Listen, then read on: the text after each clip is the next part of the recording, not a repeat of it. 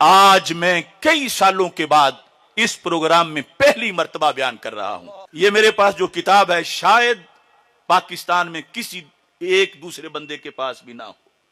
इसमें वो मुआहदा लिखा हुआ है, बल्कि असल मुआहदे की कॉपी लगी हुई है जो फलस्तीन बेचा था आले सऊद ने। अल हरकतुल वहाबिया अल हकीका वल जुजूर, अब्दुल वहाब इब्राहिम, उसकी लिखी हुई है। 1992 में बैरूत लबनान में छपी थी।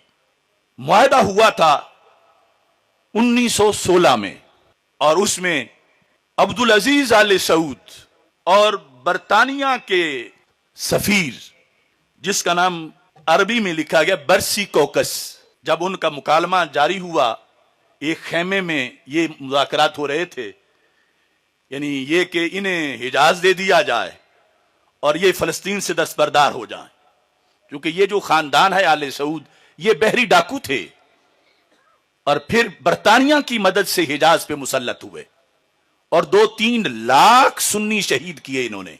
यानी आज तो बड़े पाक साहब बन के बैठे हुए ना, जैसे किसी गांव में कोई बहुत बड़ा कातिल सदी पहले की उसकी औलाद बैठी और रोजाना खैरात कर रहे हैं और लोग कहें बड़े अच्छे हैं, ये तो रोजाना सदका खैरात करते हैं और बड़े हाजी सनाउल्लाह हैं, और उनको पता नहीं कि इनके बड़ों ने कितने कत्ल किए थे। यहां लिखा है जब मुज़ाकरात हुए तो अब्दुल अजीज आले सऊद ने कहा, आना आ तारीफू, मैं एतराफ करता हूं, अल्फा मर्रतिन, 1000 बार, किस चीज का, बेएताइल यहूद वतनन फी फिलिस्तीन, कि यहूद को फिलिस्तीन में वतन दिया जाए, ये मैं एतराफ करता हूं।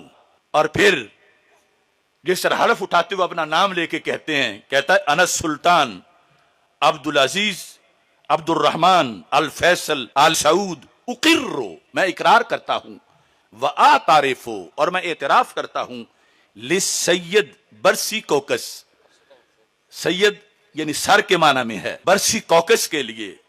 कौन?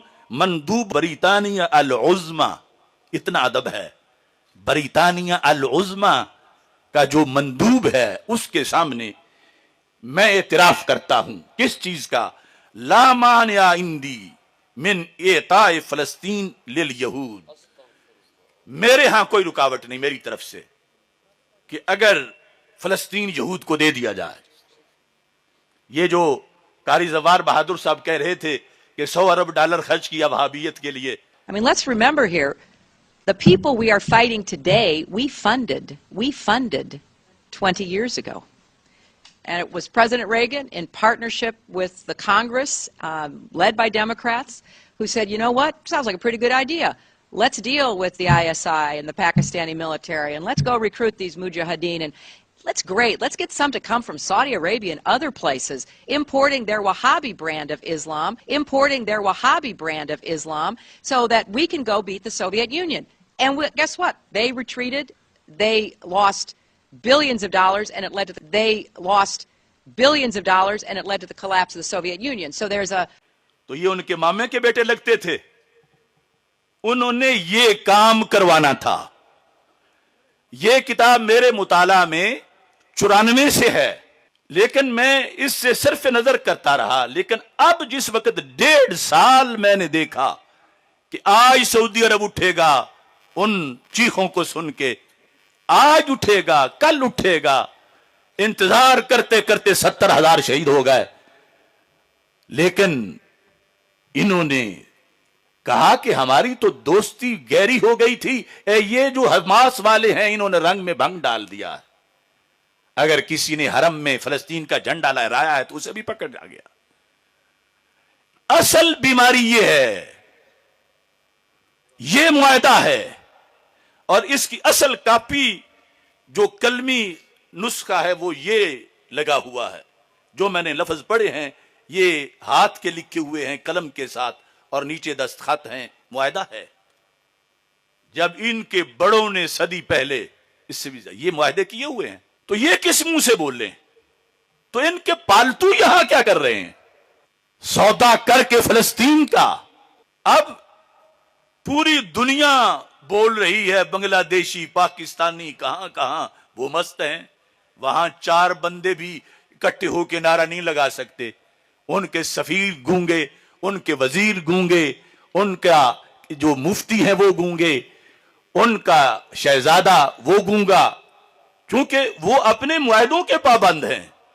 और जब तक हिजाज से आवाज नहीं उठेगी मरकज इस्लाम से, और यहूद पर थूका नहीं जाएगा, नसारा से अपनी रिश्तेदारियां तोड़ी नहीं जाएंगी, उस वक्त तक फलस्तीन की आग कैसे बुझे।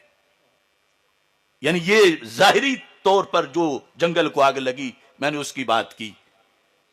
अल्लाह तो कादिर है, वो कुन कहे सब कुछ हो जाए, मगर जो हकीकत है, जमीनी हकीकत, वो ये है। इन लोगों की एम्बेसी की तरफ कौन मार्च कर रहा है? इन लोगों के खिलाफ एहतजाज में कौन बोल रहा है? इन लोगों को आईना कौन दिखा रहा है? ढूंढो तो सही। हक बोलने की भी सजाएं हैं, और हक बोलने कभी कहत पड़ जाता है, और कहत के जमाने में हक बोलना ये हुसैनियत है। मेरे आका अलैहिस्सलाम फरमा गए, अखरिजुल यहूद वन नसारा मिन जजीरतिल अरब, कि अरब से यहूदो नसारा को निकाल दो। इन्होंने क्या पॉलिसी बनाई कि अरब में यहूदो नसारा को बसा दो, न्यूम सिटी उनके लिए बना दिया।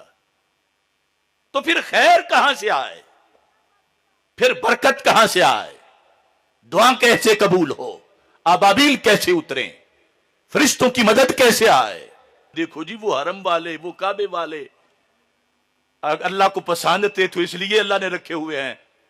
हमारे भी बड़े भोले अवाम है। मैं कहता हूं फिर किबला अव्वल यहूद के पास है तो वो अल्लाह को पसंद है कि बड़े अच्छे हैं, वो जहन्नम का ईंधन है और कब्जा जमाए बैठे हैं।